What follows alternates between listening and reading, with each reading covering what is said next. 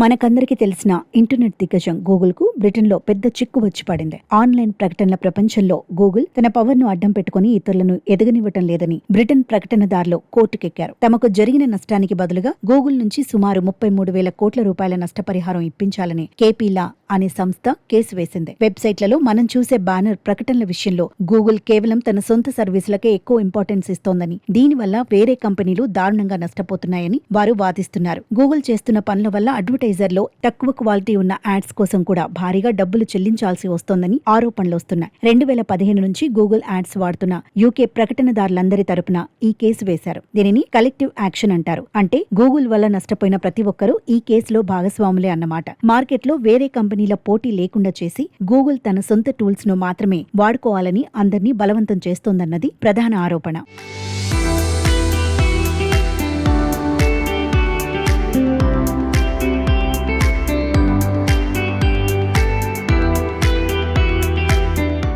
అయితే ఈ ఆరోపణలను గూగుల్ తీవ్రంగా ఖండిస్తోంది. ఇవన్నీ పనికిమాలిన ఆరోపణలని కొట్టిపారేసింది. ప్రకటనలు ఇచ్చే వారికి మార్కెట్లో చాలా ఆప్షన్లున్నాయని, తమ టూల్స్ చాలా సింపుల్ గా తక్కువ ధరలో దొరుకుతాయి కాబట్టి అందరూ మమ్మల్ని ఇష్టపడుతున్నారని గూగుల్ ప్రతినిధి చెప్పుకొచ్చారు. కానీ ఒక్క యూకేలోనే కాదు, అమెరికా, యూరప్ లో కూడా గూగుల్ చేస్తున్న ఈ యాడ్స్ బిజినెస్ పై ఇప్పటికే చాలా దేశాలు నిఘా పెట్టాయి. గూగుల్ కు ఇలాంటి తలనొప్పులు కొత్తేమీ కాదు. గతంలో కూడా యూరోపియన్ యూనియన్ గూగుల్ కు సుమారు 26,000 కోట్ల రూపాయల జరిమానా వేసింది. ఆన్లైన్ కంటెంట్ రాసే పబ్లిషర్ల తరపున కూడా మరో 1,50,000 కోట్ల రూపాయల భారీ కేసు విచారణలో ఉంది. ఆన్లైన్ యాడ్స్ రేట్లను గూగుల్ తన ఇష్టానుసారంగా పెంచుతోందని చాలా కాలంగా విమర్శలు వస్తూనే ఉన్నాయి. ఒకవైపు ఆర్టిఫిషియల్ ఇంటెలిజెన్స్ లో దూసుకుపోతున్న గూగుల్ కు ఈ పాత కోర్టు కేసులు ఇప్పుడు నిద్ర లేకుండా చేస్తున్నాయి. ప్రపంచ వ్యాప్తంగా టెక్ కంపెనీల పెత్తనాన్ని తగ్గించాలని చాలా దేశాలు ఇప్పుడు గట్టిగా ప్రయత్నిస్తున్నాయి. గూగుల్ తన అడ్వర్టైజింగ్ నెట్వర్క్ ద్వారా కోట్లాది రూపాయల లాభాలు సంపాదిస్తున్న ఆ సంపాదన వెనుక అన్యాయమైన పద్ధతులు ఉన్నాయని న్యాయ పోరాటం కొనసాగుతోంది. ఒకవేళ ఈ కేసులో గూగుల్ ఓడిపోతే భవిష్యత్తులో మనం ఇంటర్నెట్ లో చూసే ప్రకటనల విధానమే మారిపోవచ్చు.